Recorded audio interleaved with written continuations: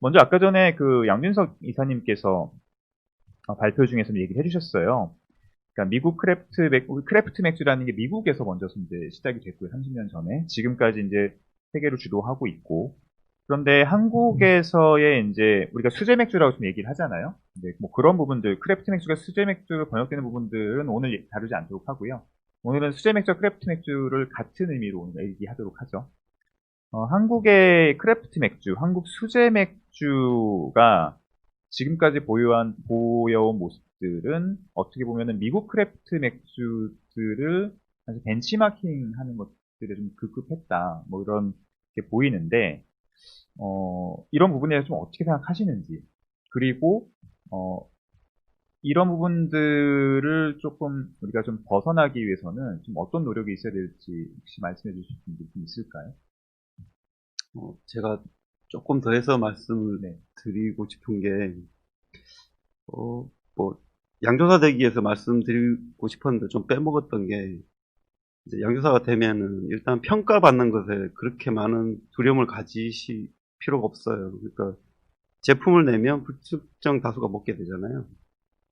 근데 그거에 너무 많은 스트레스를 받아 하는 친구들도 있어요. 근데 저는 뭐, 어떤 애는 욕하고 어떤 애는 칭찬하는 건 당연하다고 생각하고, 근데 그 평가되는 부분이 이제 뭐 BJCP 가이드라인이나 이런 것도 독특한 우리의 문화를 만들어가는 것하고도 연관돼 있다고 보는데, 대부분 평가라는 게 뭐 맛있다 맛없다도 있지만 이 맥주는 그 스타일이 아니야 뭐 이런 식으로 많이 평가되거든요. 그렇죠. 네. 그러니까 어떻게 보면 국내 양조장들 근데 이미 좀 많이 하고 계신 분들이 있어요. 그러니까 완전 이제 미국 스타일 이런 거 벗어나서 독자적인 노선을 걷는 분들도 꽤 계시거든요.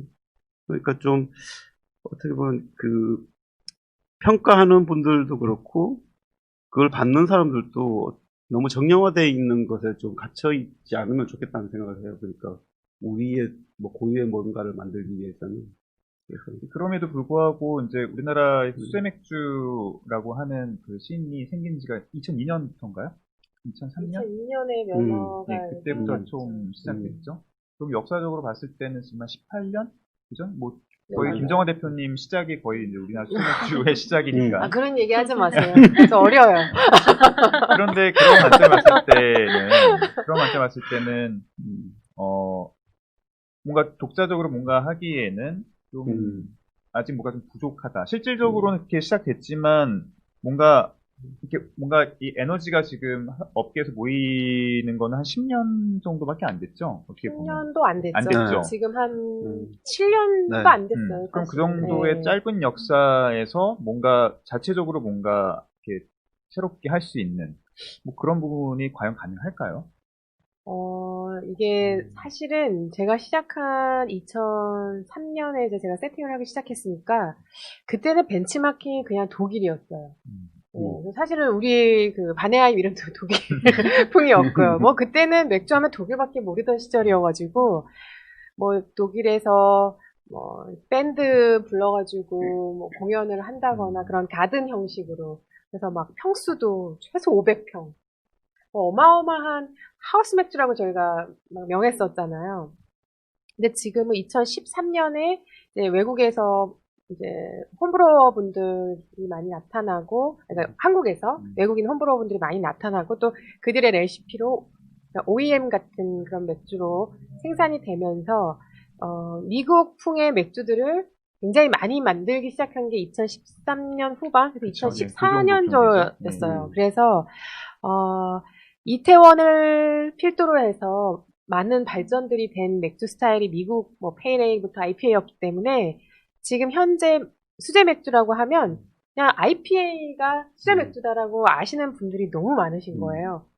근데 사실 IPA가 잘 팔리냐? 사실은 뭐 저희는 그렇지는 않아요. 네. 제일 많이 팔리는 건 라거거든요. 아직까지도 네. 라거 같은 가벼운 스타일의 맥주인데 점점점 매출이 늘어난다고 해도 이 아직은 미국적인 그런 스타일에 너무 국한되어 있고 미국에서 유행하는 것들이 바로 유입이 되면서 그 맥주 스타일들이 굉장히 많이 만들어지고 있거든요. 아까 질문해 주신 것 중에서 우리만의 스타일을 정형할 수 있는 뭐 그런 그러니까 기본이 되냐라는 질문에 저는 아직은 부족하다라고 음. 생각을 해요. 왜냐면은 음. 기반이 너무 없어요. 음. 한국 맥주는 우선은 뭐 대기업조차도 다 한국 반, 외국 반 이렇게 양분화되어 있기 때문에 그리고 그 회사들조차에서도 다양한 스타일의 맥주를 내고 있는 게 아니기 때문에 우리가 뭔가 이 작은 시장에서 기반을 만들고 기틀을 만들어서 뭐 외국의 WBC라든지 뭐 영국 대회라든지 뭐 그런 데처럼 스타일을 만들어낼 수도 없는 거예요. 네, 그래서 기반이 너무 없기 때문에 저는 향후 10년간은 우리만의 독자적인 스타일로 맥주를 개발해내고 스타일 가이드라인이 생길 거라는 사실 기대는 그렇게 하지는 않고 있어요. 노력은 할 수는 있겠지만 다른 나라의 것들을 벤치마킹해서 우리 거화 시키는 작업이 과연 이게 몇 년 안에 이루어질까? 라는 질문을 받는다면 저는 아니라고 생각을 합니다.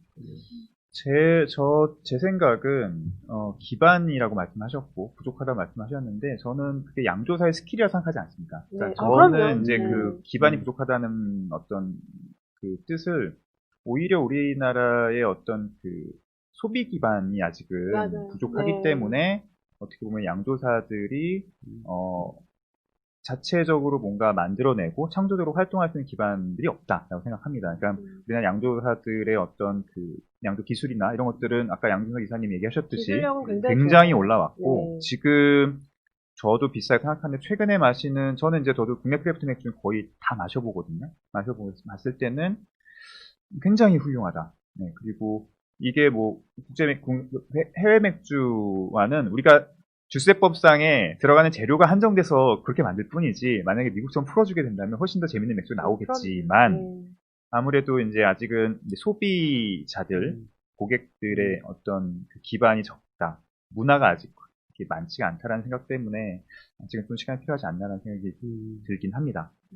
이제 소비자들 일반 대중들의 문제라고 생각하지는 않고 왜냐하면 미국에서도 결국은 뭐 크래프트 맥주가 30년 동안 발전했지만 결국은 라거 시장이 여전히 80%를 갖고 있고 20% 정도가 여전히 크래프트 맥주인데도 불구하고 8,000개가 넘는 BA 기준으로 작년 2019년 기준 8,000개가 넘는 크래프트 맥주 브루어리들이 생존하는 거, 성공한다고 생존할 수 있다는 것은 그 20%에 대한 맥주를 소비해주는 소비자층이 있다는 얘기거든요. 결국은 저희도 이제 대중들이 크래프트 맥주, 수제 맥주를 다 마시는 상황은 힘들다. 그리고 그 상황이 과연 크래프트 맥주한테 좋겠느냐는 좀 다른 문제인 것 같지만 어쨌든 이 한국의 수제 맥주를 적극적으로 소비시켜주는 층들은 아직은 좀 부족하다. 이 층들을 좀 늘릴 필요가 있다라는 생각이 좀 개인적으로는 들고 있습니다.